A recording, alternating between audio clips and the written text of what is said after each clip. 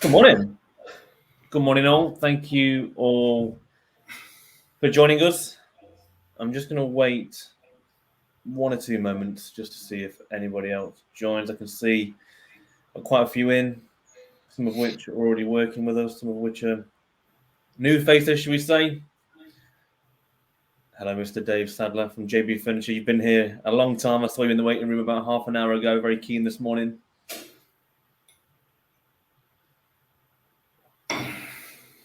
How are you, Wayne? All good? Yeah, man. Yeah. All good. Cool. Right. I shall jump right in. So, to start, I'm going to do a very, very quick introduction, just for the benefits of those who may not know a huge amount about myself, Wayne, or the business. And then I'm going to hand over to Wayne, who's going to talk about some of the clever stuff. So let me share my screen. Okay, so welcome all. Strategising your e-commerce SEO for 2023. So I'm Rob. I'm one of the co-founders of the business, and day to day, I'm the commercial director. So typically, I'm speaking with new clients who are coming on board to the business. But the man of the moment today is really Wayne. What he doesn't know about SEO is not worth knowing. So Wayne, want to give yourself a quick introduction?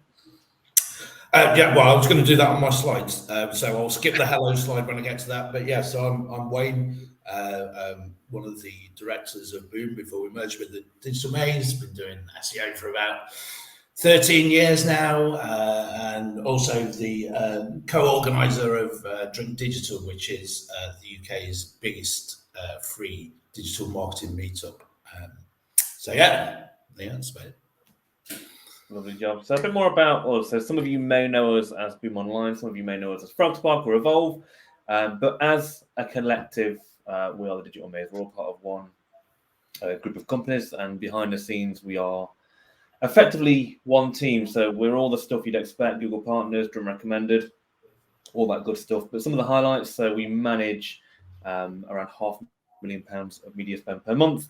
Google Partners, we've produced, I mean, that figure probably needs to be upped at this point, but it says there 300 plus websites, probably more like 400 these days.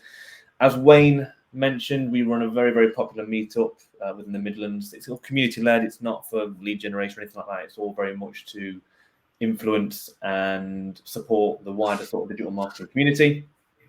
And that's called Drink. That's based in Nottingham. That happens every 2 months as it stands.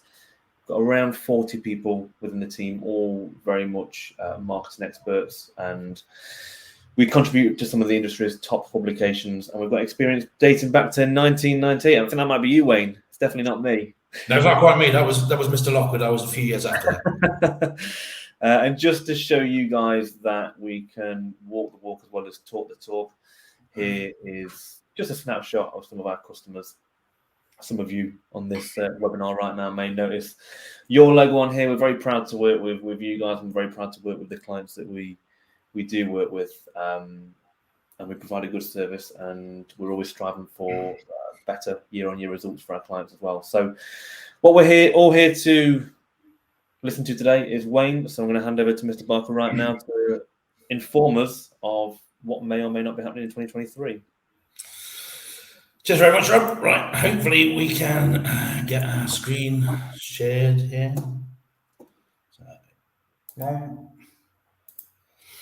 that should take it into the big version. We'll see that all right, Rob? Yes, perfect for me. Cool. Right. So what we're going to talk about today is strategizing your e-commerce SEO for 2023. Here was my slide where I was going to introduce myself, but we've already done that. So hello, hope you're all well. So this presentation is an amalgamation of an internal presentation that I gave about 3 weeks ago, and several of the presentations that I've done externally, mainly at Drink and mainly over the last sort of 3 years, as we've been looking on where things might go, where we expect them to go, where we expect them not to go. But the first question I want to ask this morning is, can we really look into the future? Now, that's a bit of a rhetorical question. some of the research that I did before starting these slides was I went back and looked at some trend posts, webinars, podcasts from around this time last year. So these are actual trend posts that I looked at. And I've always stayed away from trends in general and too many predictions. And when you go back through these, and these are all real ones that you see there in the crystal ball, a lot of them are very vague, offer up the same advice that they did the year before because that trend never happened. The classic one is the year of mobile search, which has been coming up for about 10 years now. Everyone predicted it would be massive the next year, but it took a long time. A lot of the stuff from last year was about voice search, and I'm seeing more people use voice search than before, but still not yet. So a lot of these sort of trend posts and webinars and stuff like that are not always that helpful. A lot of them have been written for the sort of consultancy crowd and sort of push the ideas that certain people have and sometimes the services that they offer. But I can help you with a couple of things though. So these are not going to be necessarily flat out predictions, but more about where we're heading as a company, where I think people should be looking and how they should be looking, rather than me sit here and go, next year voice search is going to be massive and you need to do it. Next year, Google Lens stuff is going to go through the roof and that kind of thing. And you should be doing it because it's really hard to know what to sort of put your budget towards when you've got a list of 20 things that are, not really that actionable. So my first point to do today, rather, is that SEOs need to be inquisitive. I think this is something that's been true ever since SEO became a thing. 20 odd years ago, SEO has been around. It wasn't necessarily called SEO then, but they really need to be inquisitive, and you need that sort of Columbo mindset where you're always thinking, you're always trying to figure it out, you're always looking for clues, you're always trying to pull everything together, but you don't get the Columbo payoff of just one more thing. And the problem with this is it can get a little bit messy. So there are thousands of updates to Google every year. They're always tweaking stuff every day. They're making small tweaks. They run tests, they tweak it, they run tests, they tweak it. And then there are the bigger sort of algorithm updates that we see, which give us more insight into where things might be in 2023, 2024, and beyond that. I think one of the main things that we need to look at is what sets us apart as humans.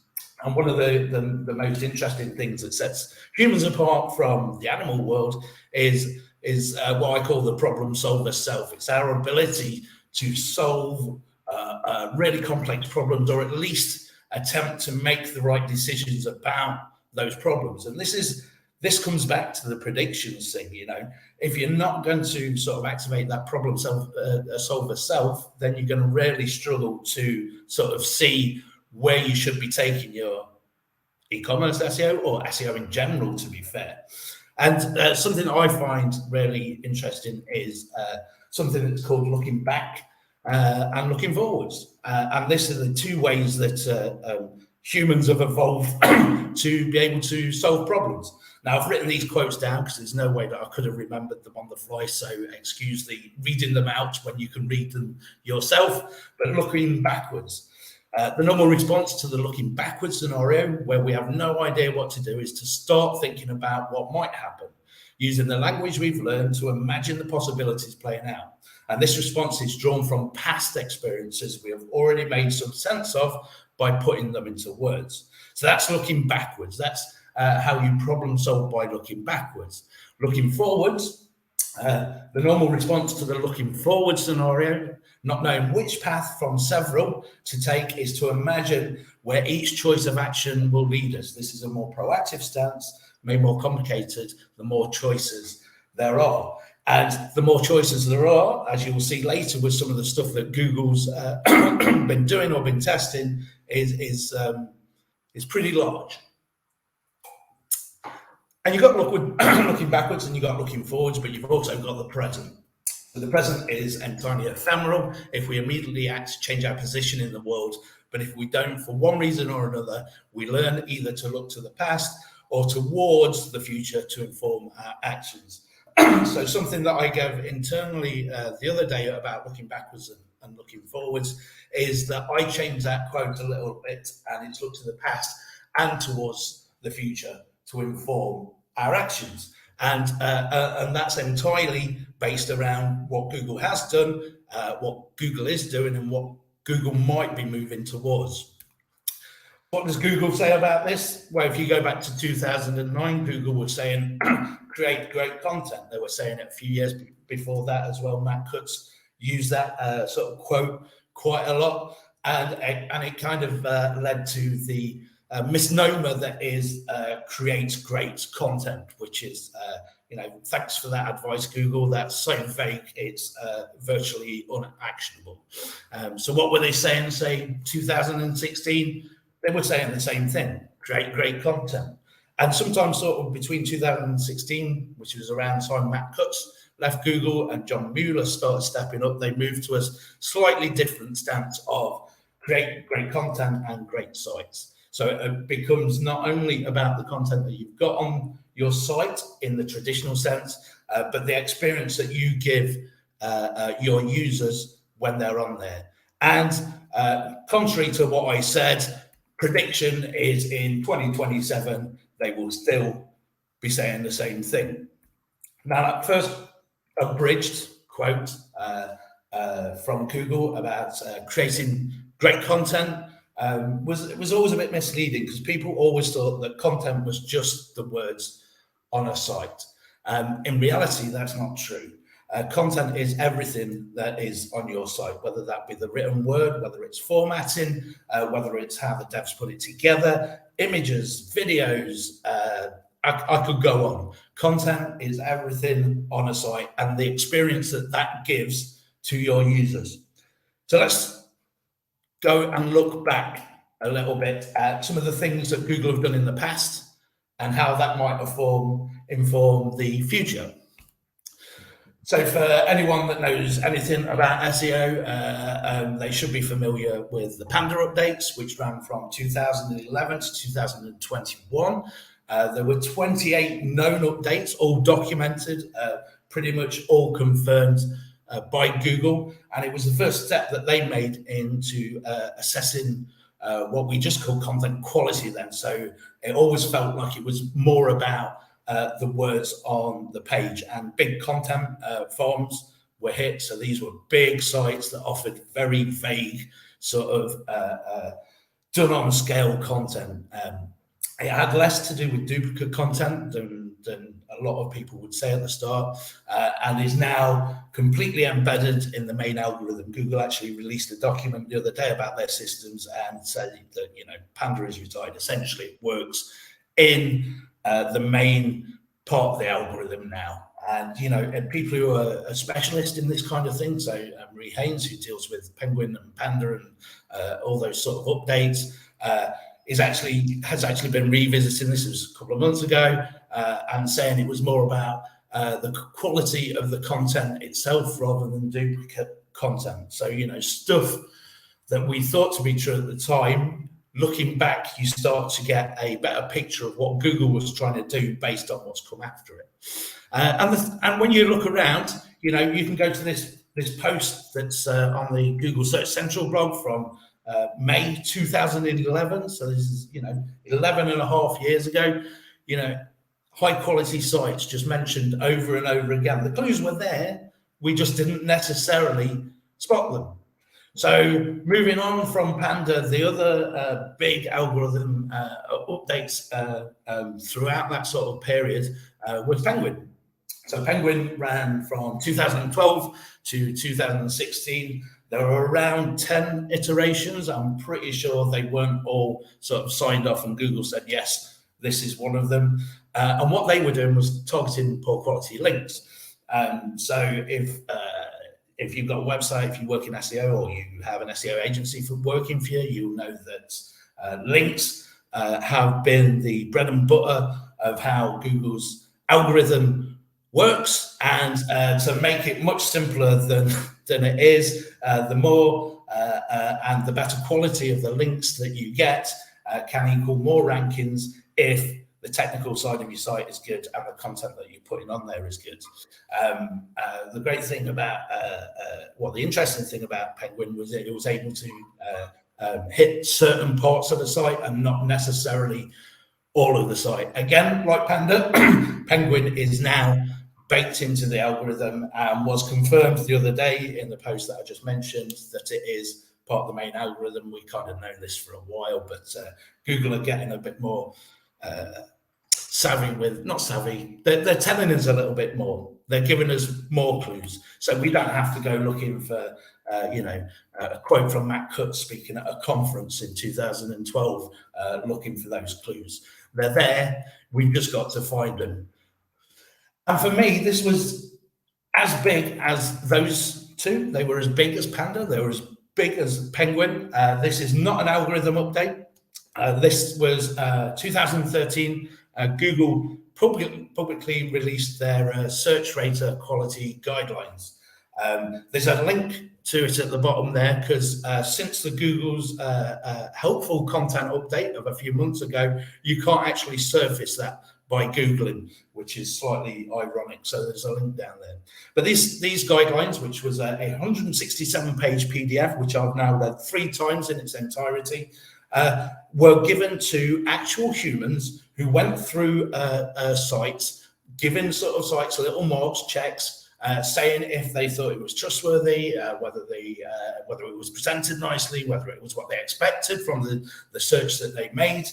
And then all of this, and there was thousands of these people, and all of this was fed into machine learning and then into the algorithm. So this is Google's first step at being able to understand not just the quality of the content, but the quality of the experience. So they've used humans to kind of pull all those kind of feelings that you have when you're on the site, whether you trust it, whether you find it frustrating, whether it's a good experience, and they've pulled it in to the algorithm.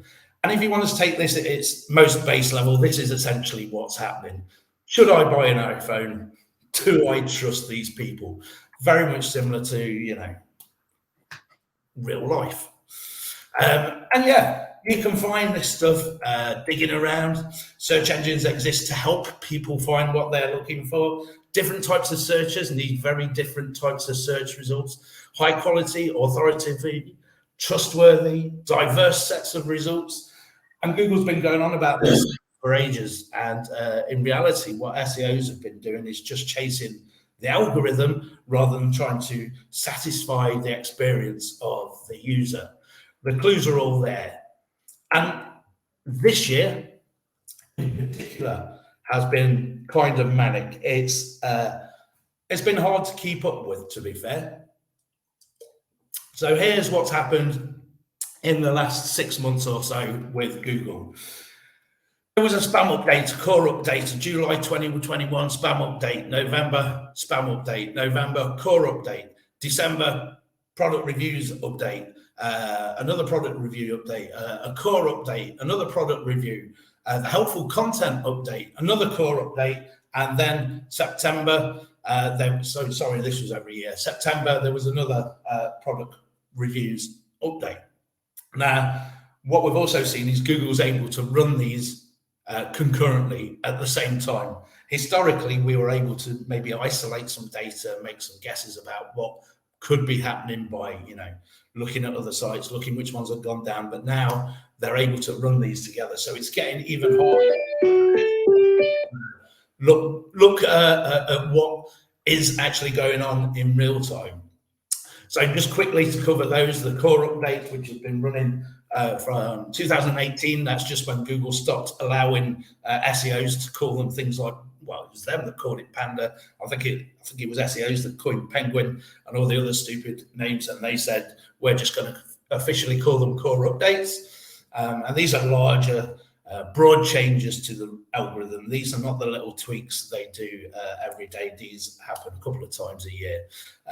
You do see a lot of shifting around in the search results. Interestingly, I did see some really odd search results last night and this morning when I panicked about whether I'd spelled strategizing right. It just kept giving me the American version and not the UK version.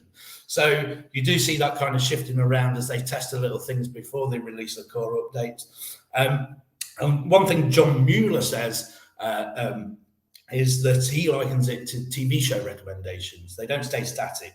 What you suggest this year might be different to the next.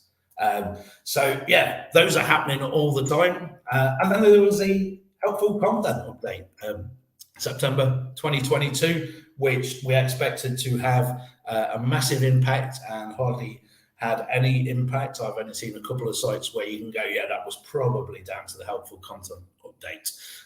And this is targeting unsatisfying content now. So the way that people, the way that Google describes it is they want to show people first content, not search engine first content. There is some belief that they're going after AI generated content, but there was a bit of a fair uncertainty doubt campaign by Google prior to the release of this, where they actually got a few SEOs to write about it, and there were some panicky affiliates that deleted a lot of their AI generated content. We'll come on to AI shortly. So can we really look into the future? I kind of said no, but the reality is all that Google wants to do is deliver quality. If they're not delivering quality in the search results for the organic stuff, then their business model to sell billions and billions of pounds of ads starts to fall apart. So they have to deliver quality. So for us as SEOs, for people running e-commerce stores, we have to provide that quality on our sites. We have to up our game because SEO used to be very easy. For anyone that's been around, say, longer than sort of maybe 8 years or so, they might remember things like this. This was a piece of software called Xroomer, and you'd go into work of a morning, you'd set it up, and what it would do is it would build links on forums and on comments and stuff like that, and it would do it for you automatically when you tuned it. So you could set it off in the morning and then spend the rest of the day looking at videos of cats while your boss thought you were working. Similar sort of time, we have this sort of stuff called article spinning. Again, you'd feed in one article and you could make lots of variations out of it through just spinning the words that are in there. You can see it on the screen. It's an espresso-based drink, beverage. This is surprising, unexpected. But what this would allow you to do was create loads of articles in a short space of time, which you could then upload and get links off article sites, which, got punished during the Panda Penguin sort of area.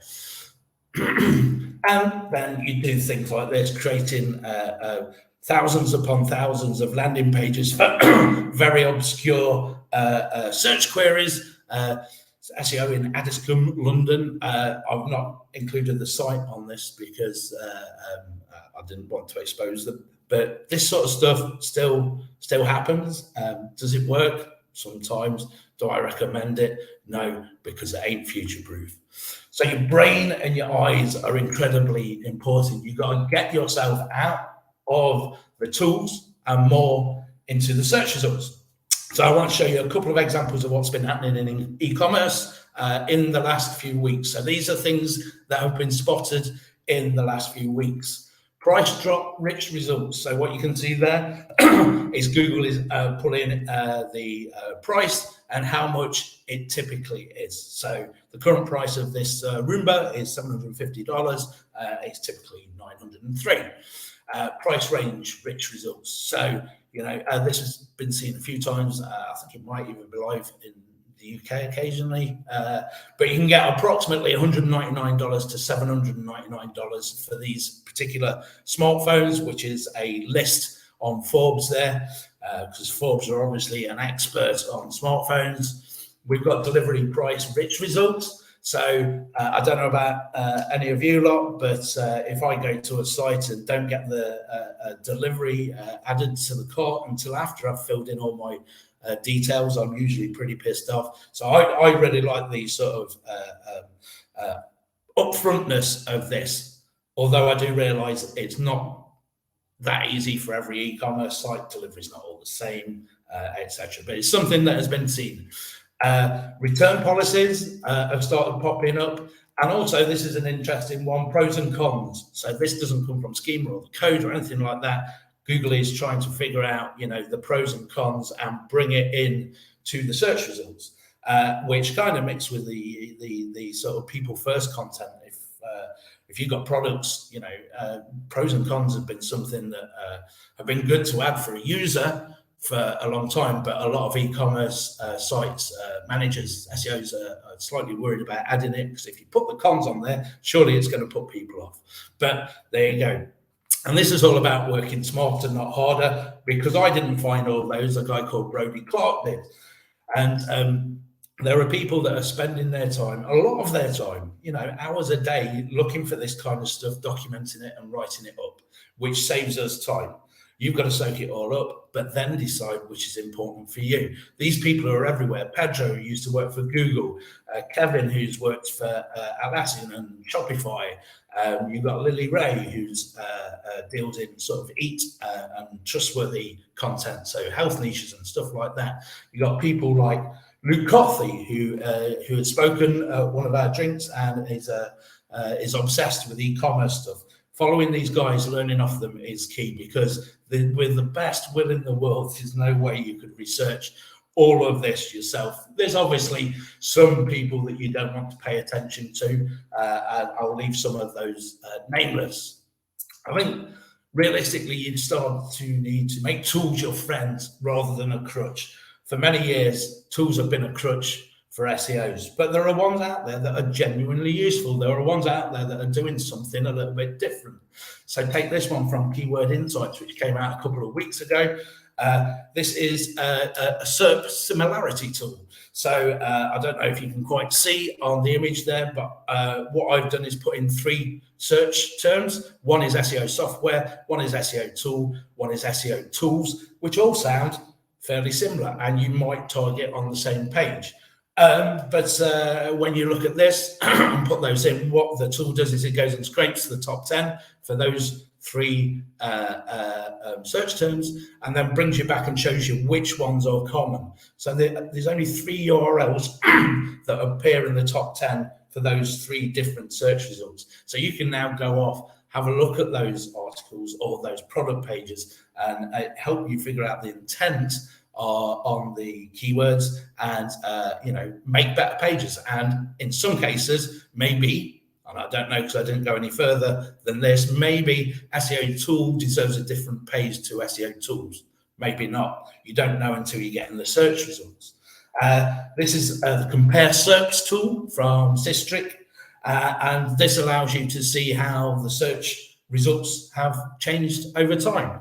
You'll see in the top left, there's 2 different dates there. You can set those dates. We find this really helpful when a site gets hit by an algorithm update. You can see who's come in, and you can see who's go out. You can look for the common things on the sites that have come in. You can look for the common things on the sites that have gone out. And obviously, I'm making this sound a lot easier than it is for this webinar, but it allows you to get the ability to look backwards into what the search results looked like 3 months ago, 6 months ago, a year ago, 2 years ago.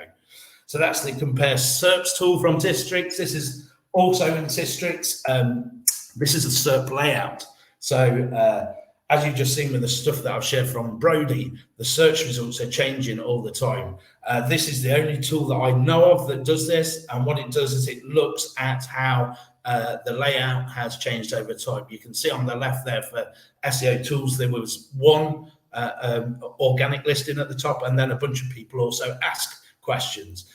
You go fast forward a year, and I couldn't include it all because it's a very long screenshot, but it is now all just normal results.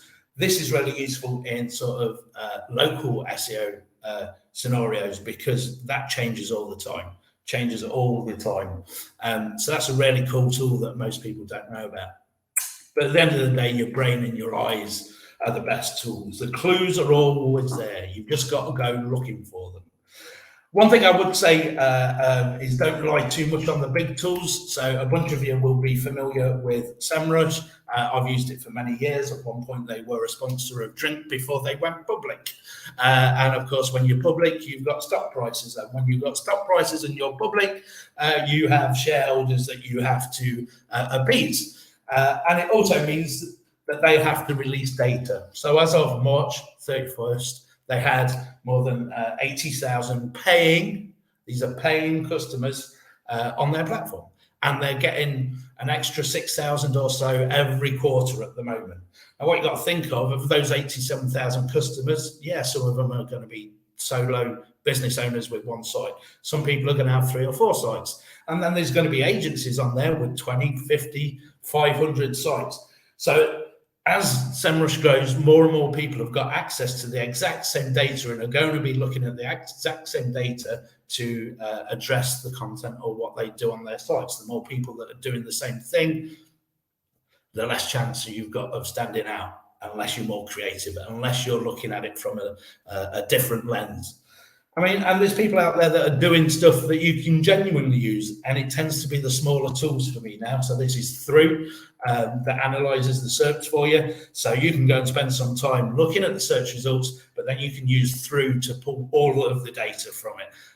Topics, headings, descriptions, questions, related search, videos they've got on there, images, word counts. Don't pay too much attention to word counts, things like that. It actually, once you've done the looking bit, you can then add in the research with a tool that will pull stuff en masse for you to allow you to analyze.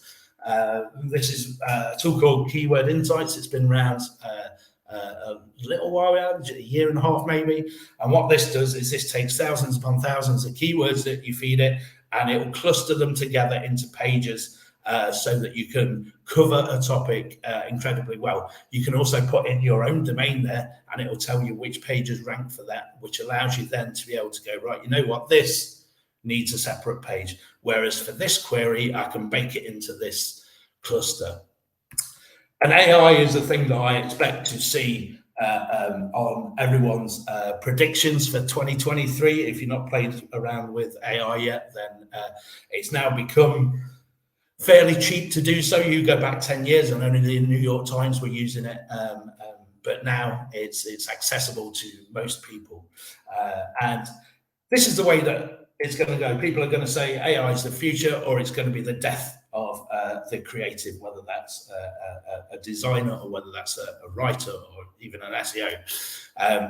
So what's out there? Some of you may have seen DALL-E 2, which is just gone paid, but I was on the beta, and with the right prompts, you can create images that you can use on your blog posts or your products, where you own the copyright, apparently.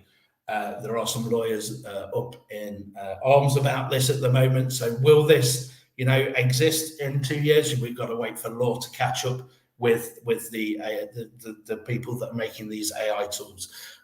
So DALL-E 2 is good. It's fun. It's really fun to play with. But be a little bit wary. Because we don't know where that's going to go into the future.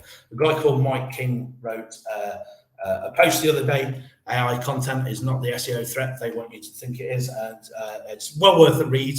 It takes you through how AI works, and then what you can use it for, what you should use it for, maybe what you shouldn't use it for. And Mike actually, it was nice to read, because what Mike was saying towards the end is exactly what we've been doing on our SEO team on and off for a while now. So yeah, I agree with what Mike said.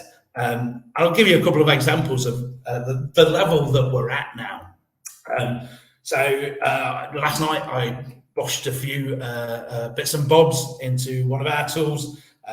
Something I always struggle with is opening paragraphs and closing paragraphs for writing blog posts. So what prompt it asks for is AI is good, but needs human invention. SEO is everything that you do with your site. E-commerce SEO hasn't changed that much, but you need to be smart. And this is the kind of stuff that it pumps out. Although AI is becoming more prevalent in the SEO world, it still needs human intervention to be truly effective. We can help you make sure that your website is set up for success and that your marketing strategy takes advantage of all the latest advancements in AI. I mean, I could go on, and I think it's hard to argue that doesn't sound robotic. It's not the best writing in the world, don't get me wrong. It's not human writing, but it's more than passable now.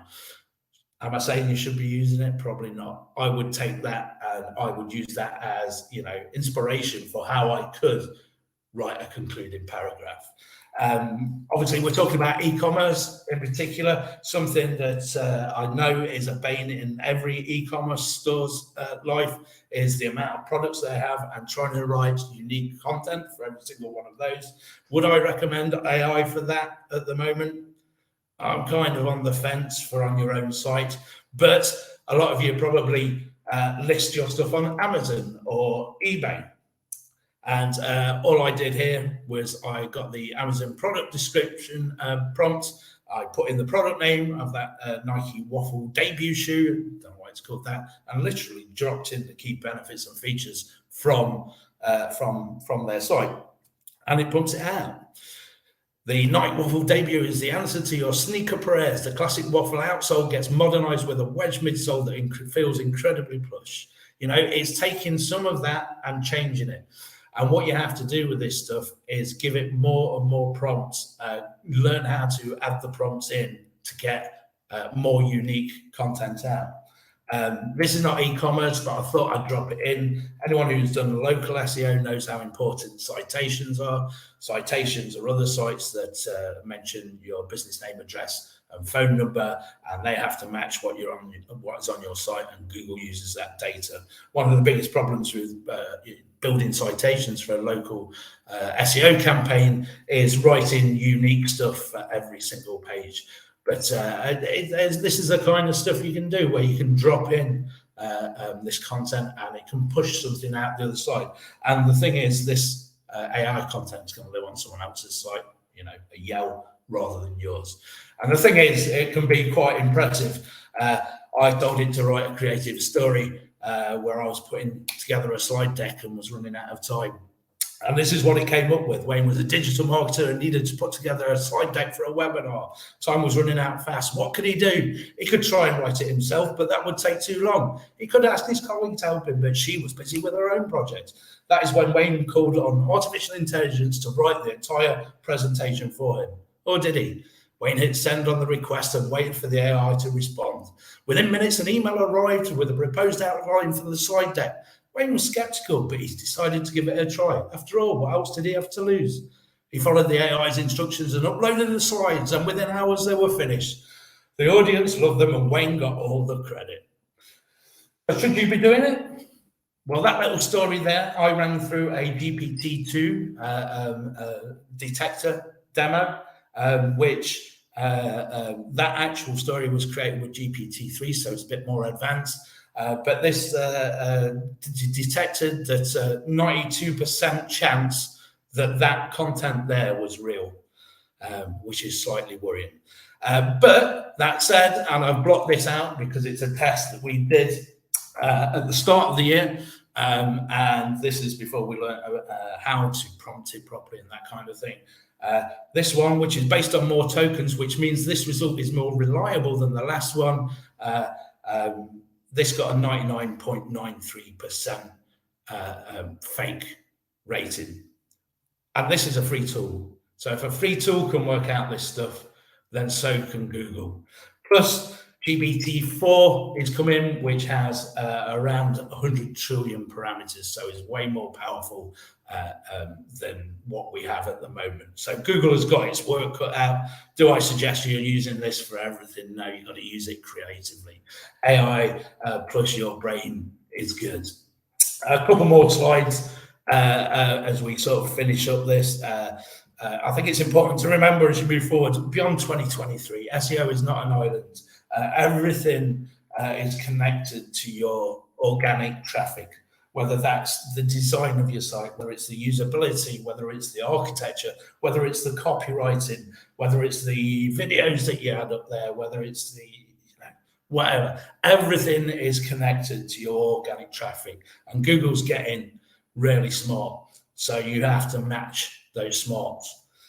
And sort of in conclusion, so everything has changed, but not that much has changed at all. You go back to 2011, Google was shouting at us, but didn't give us any real information. Create great content. What they meant was, create a great experience. I think if they'd chosen their words more wisely back in the day, you wouldn't have so many people that are chasing the algorithm and chasing SEO traffic rather than real people.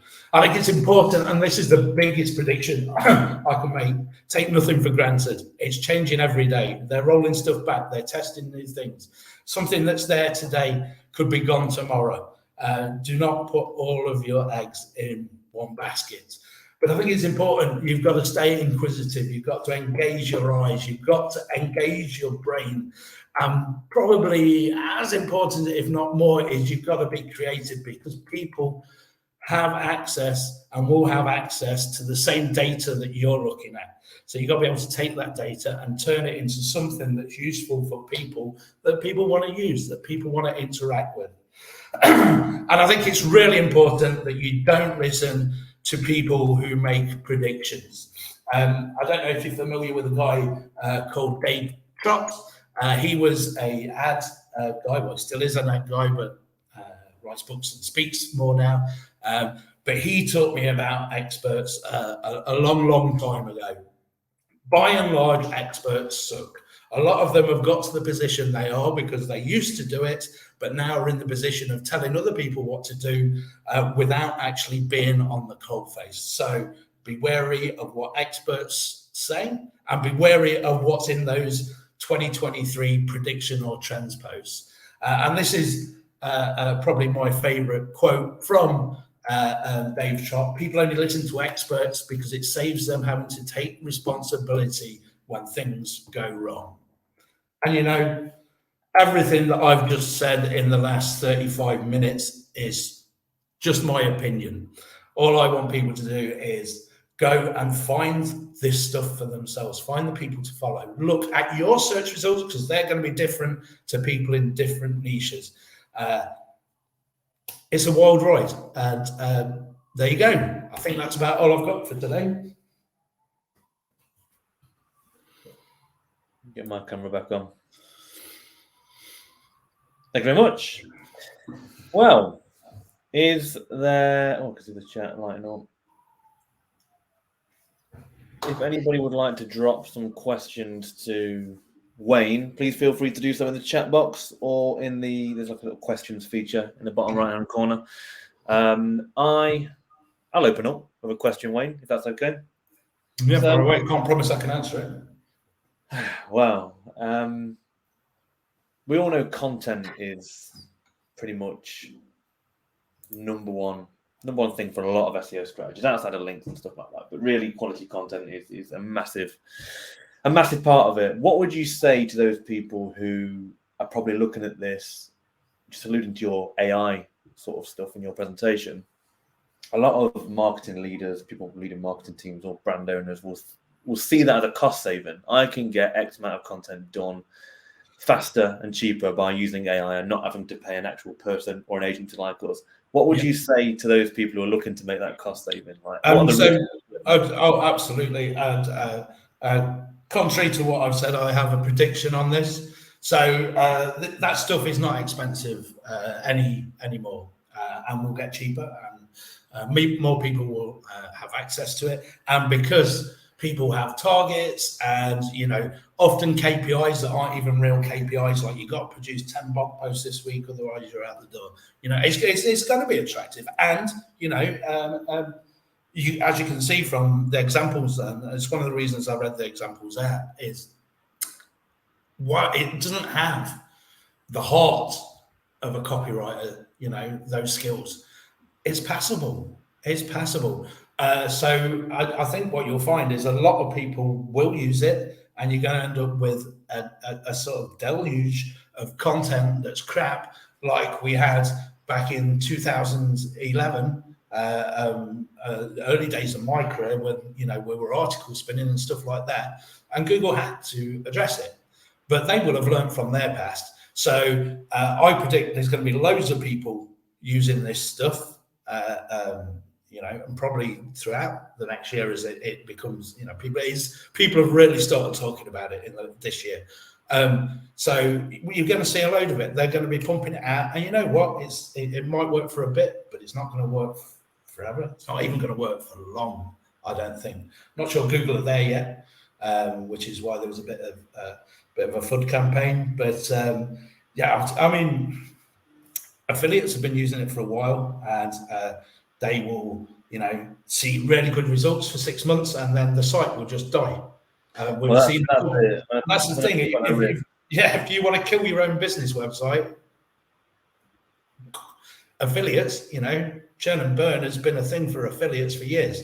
They're happy to get a couple of million visits and make themselves 20 grand off that site, and then it burns to the ground because they've got another 100 waiting. So yeah, I'd advise. I think I covered it a little bit. It's what you use it for. Don't use it for the cheap pump out a 500-word article on why cats love lemonade. It's for helping the creative process for me. Through prompts, through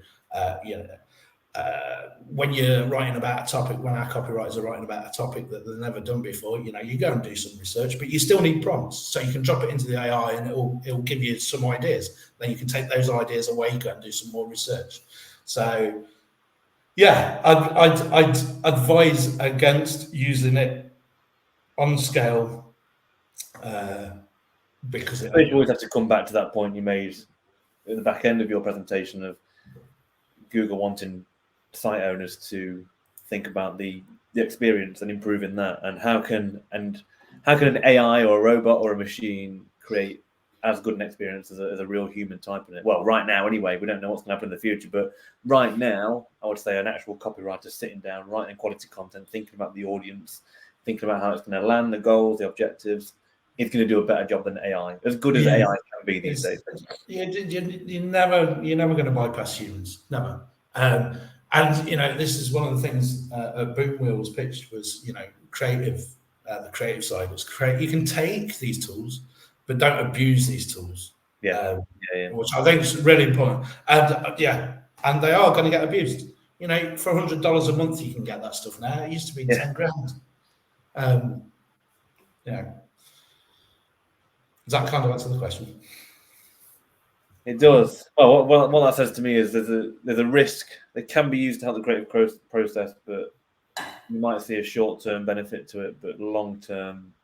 Oh yeah, there's going to be a risk. There's no way Google aren't working on this, and like I showed with that tool, it could spot my stuff from a while ago that was pure fake. Struggled with it with the more advanced stuff, but I've spent a year playing with this. Well, probably longer. No, it's longer than that now. And you have to learn how to prompt it as well.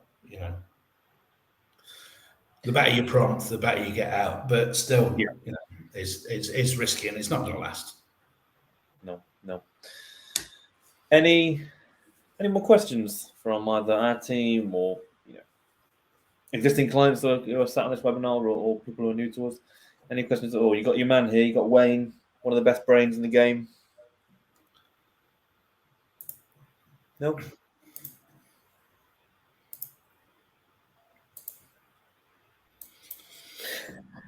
Well, that'd be that. Clearly, you've answered all the questions there was to have, Wayne. I appreciate your time. Really, really good presentation. Really insightful. For anybody on the webinar, we will be sending out recordings over the next few days.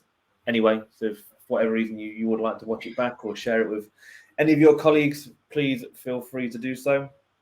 And we're going to be doing more webinars like this over the course of the next year. This will likely be the last one for 2022, but 2023 we have quite a few planned in.